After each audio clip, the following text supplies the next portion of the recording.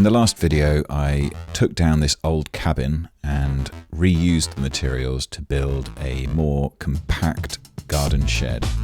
And this was to clear the way for a new garden studio that I'm going to start building now. I'm going to be building it mostly on my own, and at the end of this series, I'll let you know how much it cost. So the site is finally clear. That's the boring stuff done. I've hired this mini digger and this device on the front they call a pecker.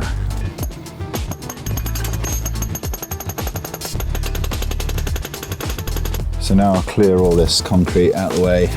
I'm taking it to the front of the house and just dumping it in the front garden. A grab truck then comes and takes it all away, and this is a lot cheaper than doing it with skips. But only do it if you don't mind your front garden getting completely wrecked. I don't mind because it was horrible anyway, so bear that in mind. In terms of the foundations for this project, I'm going to be doing what's known as a raft, which is a reinforced concrete slab with a deeper bit around the edge, like a trench around the edge, where the walls are going to go. Unbelievable how much soil came out of here. We're on 2 grab trucks, which is 32 tons. In one of the trenches I found what I believe to be a World War II air raid shelter.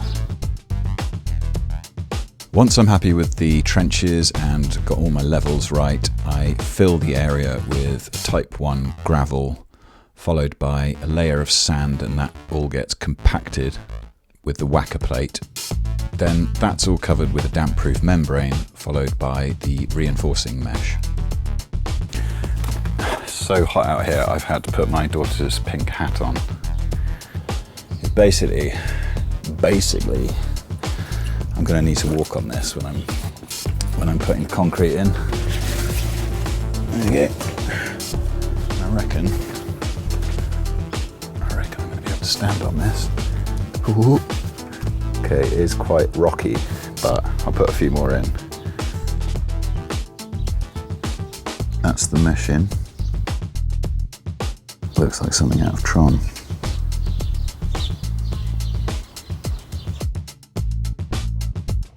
Concrete is then pumped about 35 metres from the road, and this was actually cheaper than it was to deliver just the raw materials to my front door.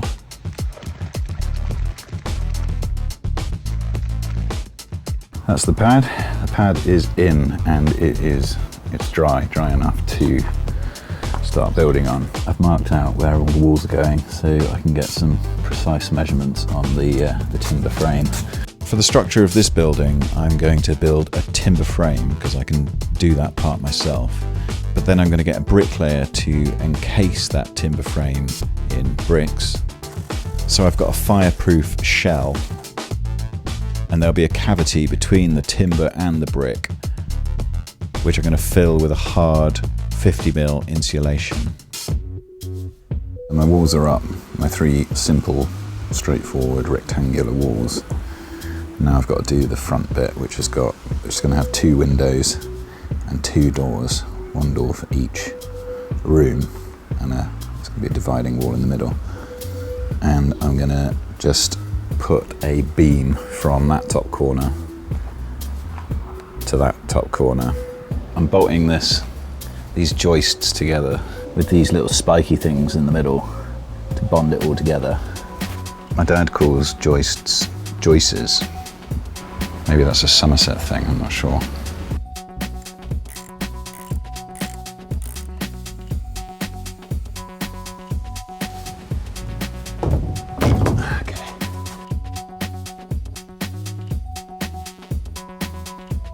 That's the framing done. All the windows and doors are framed. I'm just gonna clad the front with the OSB. And I thought I might just stick it on like this for a moment and just sketch these out like this and take it off and then cut it off. rather than mess around measuring it.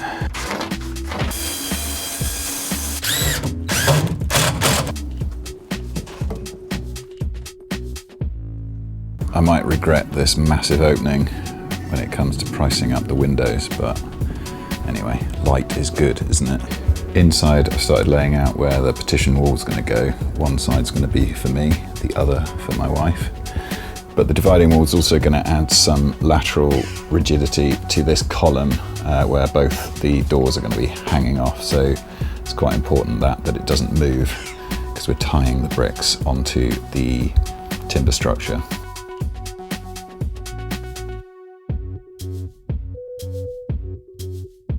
The 50mm Celotex insulation is then fitted to the OSB around the whole structure. It's just tacked on with screws and these big washers, and then all the gaps are covered with this foil tape. It took me about an hour and a half to fit all of this Celotex around the whole building. So it's a very quick and effective way of insulating this thing.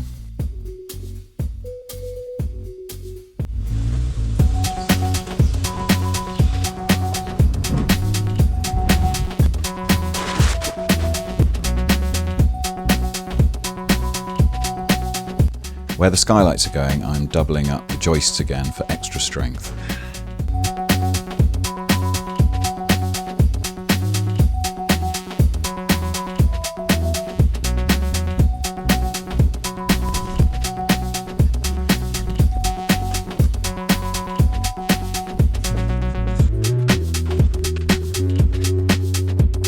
Once all the joists are in position, I strengthen the whole thing with a load of noggins.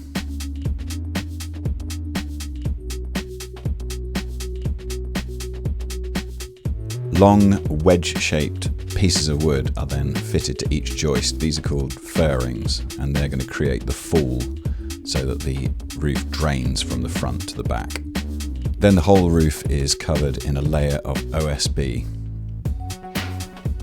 until I get rained off.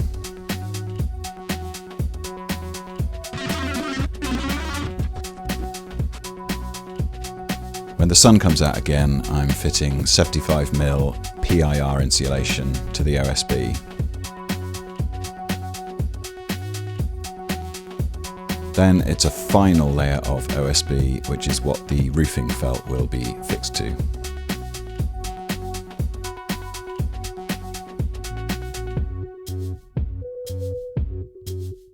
The bricklayer has finished. He's been coming at the weekends, so I haven't managed to film his progress, but here's the finished brickwork.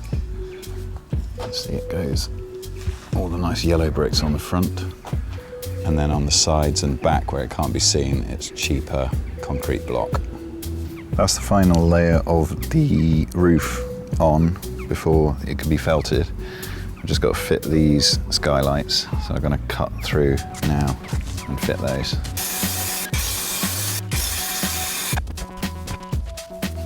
I've created some additional fall for these skylights by cutting some more little wedges, and then it's just a case of screwing them down with some screws and washers before the roofer will come and felt over them. Because I did the concreting on like the hottest day of the year, I didn't get the final surface very smooth, so I'm just going to cover the concrete in a floor leveling compound, which is going to help me bond the insulation to this surface later on.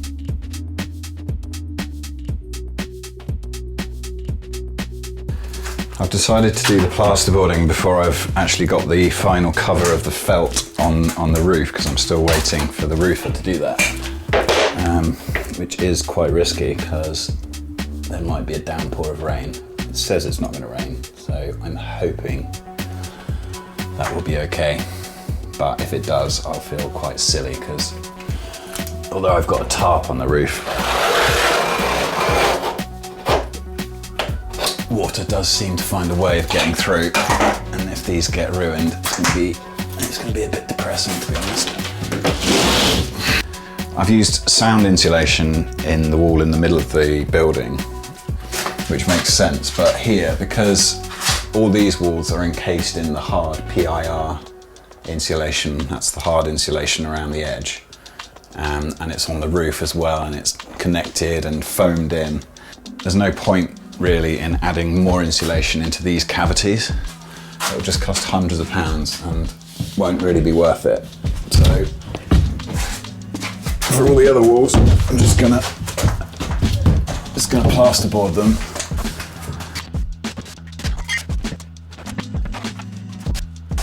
If you like the look of any of the tools in this video, then I'll leave some links in the description below. But yeah, if you do click on a link then and buy something, then I will get a small percentage. I use this multi-tool a lot, and I'd probably rate it in the top 5 tools of everything I own.